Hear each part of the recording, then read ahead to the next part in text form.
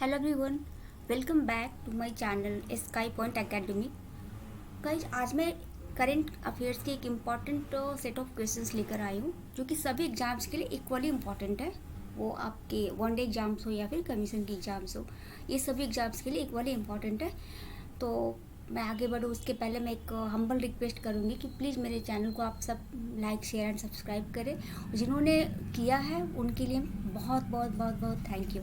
So we should go ahead now.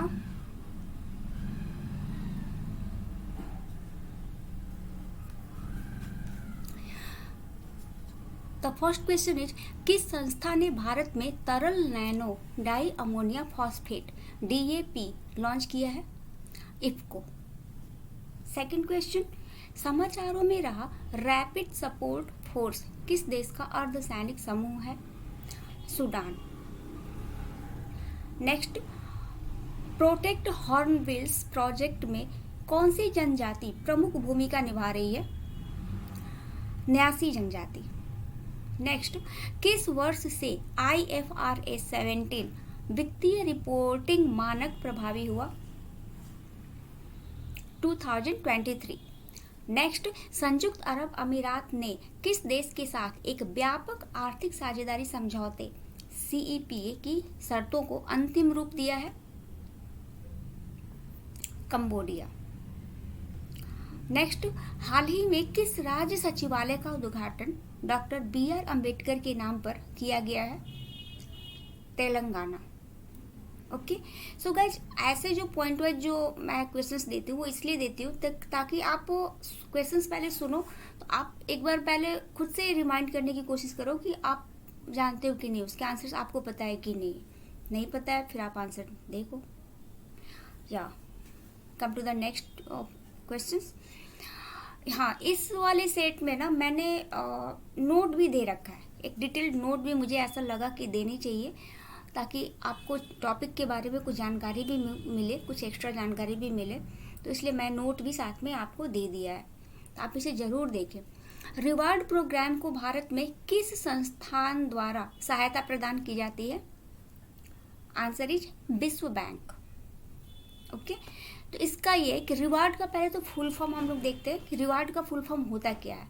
Reward का rejuvenating watersheds for agricultural resilience through innovative development. नवोन्मेषी विकास यानी कि reward कार्यक्रम के माध्यम से कृषि लचीलेपन के लिए जल संभरों का कायाकल्प विश्व बैंक की सहायता से की गई है। मतलब कि कोई पूछे कि रिवार्ड है क्या, तो रिवार्ड जो है इस कार्यक्रम के रिवार्ड एक कार्यक्रम, एक नवोन्मेषी विकास कार्यक्रम है। इसके माध्यम से कृषि लचीलेपन के लिए जल संभरों का कायाकल्प, उनका रिनोवेशन विश्व बैंक की सहायता से की गई एक पहल है, जिसे 2021 से 2026 तक लागू किया जा रहा है। ओके, इसके कार्यान्वयन की समीक्षा हाल में ही सचिव भूमि संसाधन विभाग, मतलब भूमि संसाधन विभाग DOLR के सचिव और विश्व बैंक की टीम के द्वारा की गई थी। नेक्स्ट क्वेश्चन, खबरों में रही अटल भूजल योजना किस केंद्रीय मंत्रालय द्वारा लागू की जाती है? जल शक्ति मंत्रालय। इसका ये कि यह केंद्र की योजना है, जल शक्ति मंत्रालय ने इसे लागू किया है। यह अटल भूजल योजना किसका है? तो यह केंद्र की योजना है और यह मूल रूप से 2025 तक समाप्त होना था, लेकिन अब 2027 तक जारी रहेगा। और इसका मुख्य उद्देश्य क्या है? तो इसका मुख्य उद्देश्य है चिन्हित राज्यों में चुनिंदा क्षेत्रों में भूजल संसाधन के प्रबंधन में सुधार करना।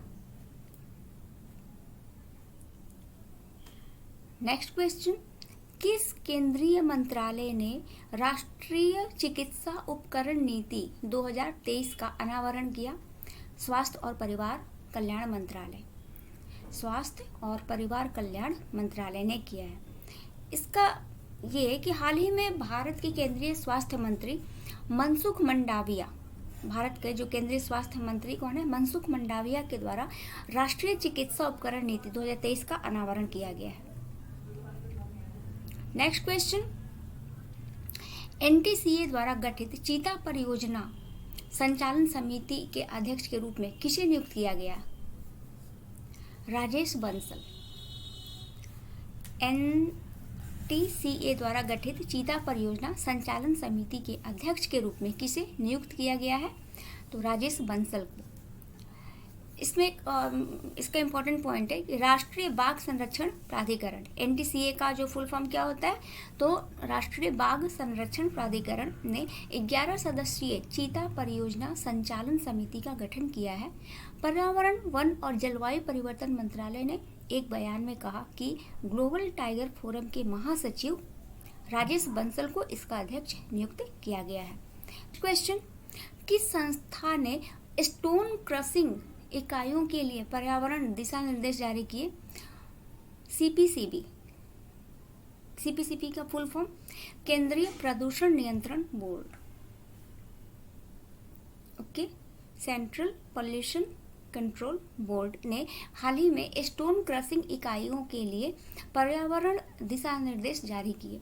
दिशा निर्देश नई दिल्ली स्थित गैर लाभकारी विज्ञान और पर्यावरण केंद्र की सिफारिशों पर आधारित है।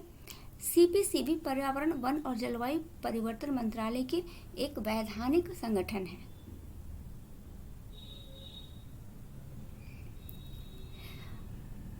नेक्स्ट क्वेश्चन, जनगणना 2021 जिसे कि कोविड-19 के कारण स्थगित कर दिया गया था। ये सब हम सभी ये सब जानते हैं कि 2019 में कोविड-19 के कारण जो है कोविड-19 के कारण जो है जनगणना 2021 को रद्द कर दिया गया था।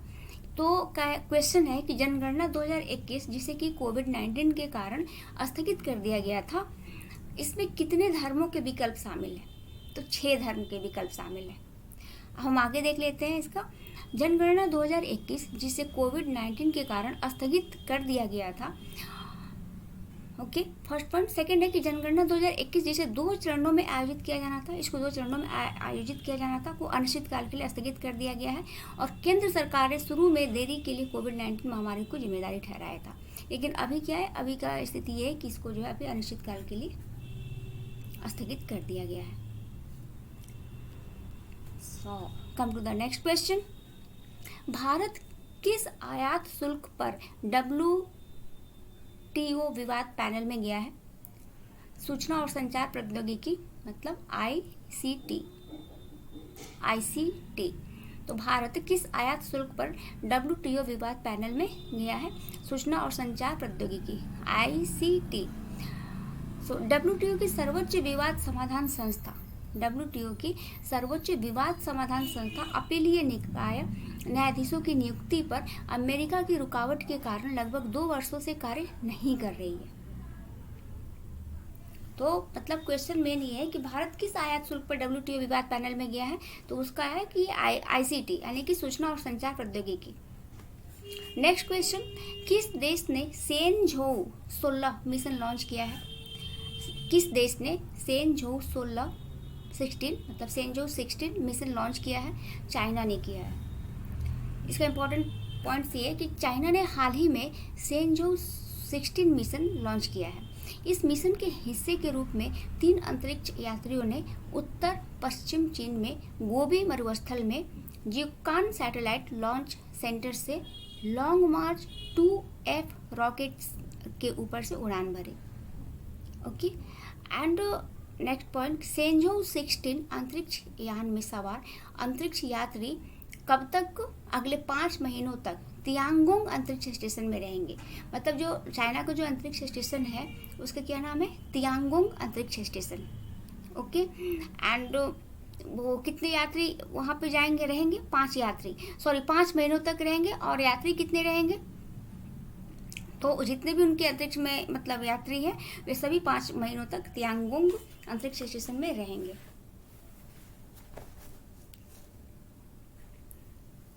नेक्स्ट, यह 2021 के बाद से पूरी तरह कार्यात्मक अंतरिक्ष स्टेशन के लिए देश का 5वां मानव मिशन है। यह मतलब है कि यह 2021 के बाद से पूरी तरह कार्यात्मक अंतरिक्ष स्टेशन के लिए देश का 5वां मानव मिशन है चाइना का।